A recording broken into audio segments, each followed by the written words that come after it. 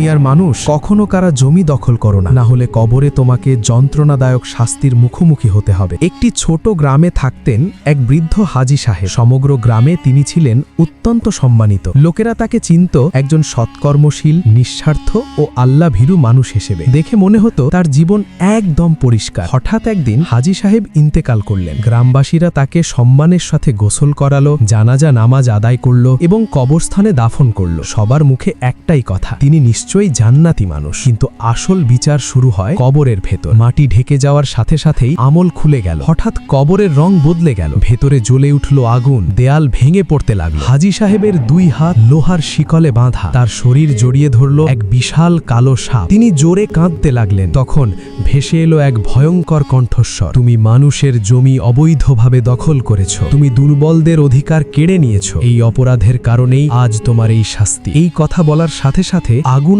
আরো তীব্র হয়ে উঠল। যন্ত্রণার মাঝে হাজী সাহেবের আর্তনাদ কবর জুড়ে প্রতিধ্বনিত হতে লাগল। যন্ত্রণায় কাঁপতে কাঁপতে তিনি বললেন, হে মানুষ, আমার অবস্থা থেকে শিক্ষা নাও, কারো জমি দখল করো না, কারো অধিকার কেড়ে নিও না।